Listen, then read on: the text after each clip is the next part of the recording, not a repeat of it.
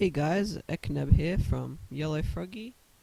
Today I'm going to be teaching and showing you guys how to make an easy maze game in Scratch 3.0. It's easier than you think if you're a beginner, and it's a pretty good tutorial if you're a beginner for Scratch. So to get started, we don't really want this cat as it's the starting cat you get and the starting sprite.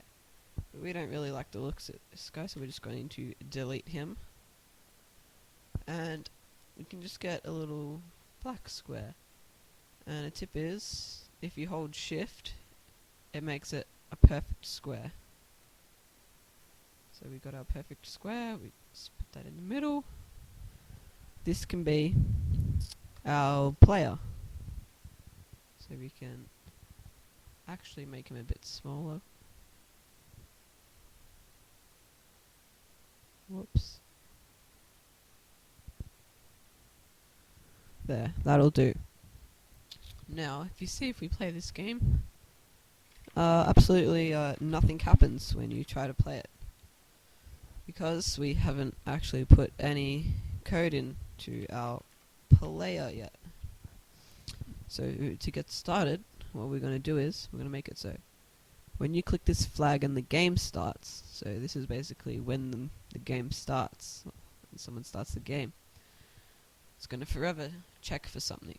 So we want to forever check if a key is pressed. So we're going to forever check if you're clicking the up arrow. And if so, then you're going to change Y by, let's do 3. So now if you play your game, and you click the up arrow, you go up.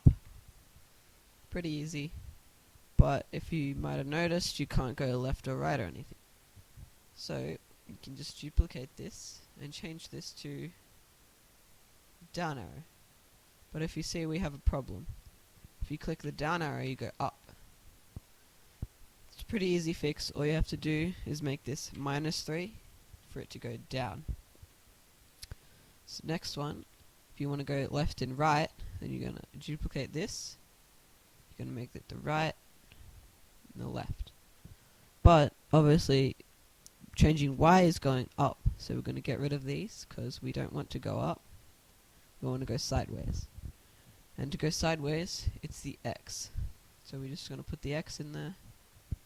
The right arrow is going to be a positive number because it's right. And the left, we can make that -3. So now if you play this, you can see you can move your character around. Pretty cool, but I don't think many people would want to play this game. So we're going to add a level.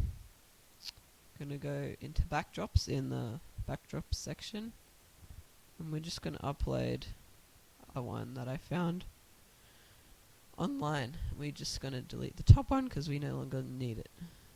Now what you could do is you could change your maze so it fits the screen.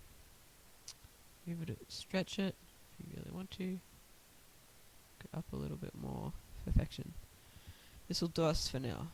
We can call this future parts. We can call this level 1. So this is level 1. Now, also in this, what you want to do is you want to make a starting point where your guy is going to start, and also an ending point for where he ends. We're just going to make the starting point green for now, but you can change it to whatever you want. Just put the green down here. Can't really see because this is in the way. Then finishing point is up here, so I'm going to make this red. It's not a very good job. I could definitely spend more time and do better, but that'll do. Got your starting point, then your ending point. Pretty easy. So if you go back into your player and you actually play this game, there's a lot of problems. First of all, you don't start at the starting point. You can phase through all the walls, and when you do get to the ending point, nothing happens. So first of all, we're going to make it so he starts where he's supposed to start. So what you're going to do is you're just going to drag your player onto the desired spot, and then you just want to get out the go-to spot. The numbers should already be here because of where the sprite is already located. Then you're just going to put this straight under when the flag is clicked. So if I move him over here and I start it, he's just going to go back there. If I move around and I start it again, he goes back there. Pretty easy. So now we've got to make it so that he can't go through all the walls, because otherwise that defeats the whole purpose of the maze. Now this is actually pretty easy. Just make sure you follow carefully. You're going to want to grab a if block and a sensing block. Now we're going to use touching color. Now we're going to select one from on the screen and just select black because that's what the color of our walls are. And we can just put it here. We can just put this in all of them under the change X or Y. Now if we play this, nothing happens yet, because we need to make it so that when he touches the wall, when he's inside the wall, he's going to go back out of the wall. So to do this, we simply just grab the change Y. And so how this works is, when you go up and you're touching the black, then this is going to take you back down and retrace your steps. So you're going to make it do -3. And as you can see, we click play, our guy cannot go through the wall. But we haven't done that to the other walls yet, so we're just going to duplicate this. And obviously, because this is a minus, we want this to be a positive. Now for these X's, you don't want to use Y, because then you'd just float up forever. So you obviously want to use change X. And for here, it's a positive, change by minus. Over here, and then there's a negative, so we're going to change by positive. So now if you play this, your character should not be able to go through any of the walls, and it's looking pretty good. He can't go through any of the walls. If this is working for you, then you have done a good job. So now we've got to make it so when he gets to the end, you win. So we're going to go back into backdrops. We can make a new one. We can just paint one. Get some text. We'll make it black. Get a nice pixel font and say, "You win!" Exclamation mark. Then we can make this big. It's a little too big.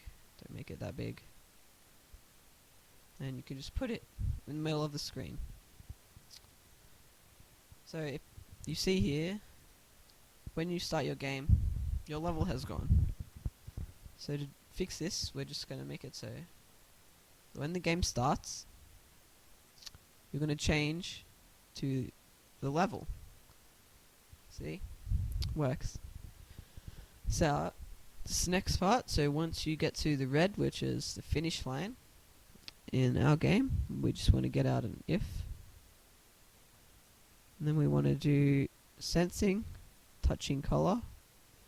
Now we can pick one on the screen, and we want to pick this red because it's our finish line. Picked it. So it's going to forever check if we're touching red, and if we are, what we want to do is we want to broadcast win and click OK.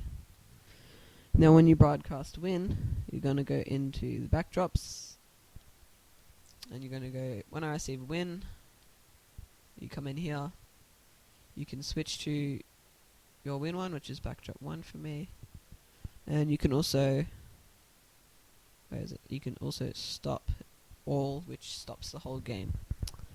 So if we test this, we play, we're walking around, we get stuck because the maze is incredibly hard, because you made it incredibly hard. And once you finally get to the end, you win. And the game has stopped, you can't do anything. So that sums up part 1 of your maze game. Thank you guys for watching. Make sure to subscribe, as we would love it. And also share this video if you think anyone else would be interested in learning Scratch and making cool games. Thank you guys for watching, and see you in part 2.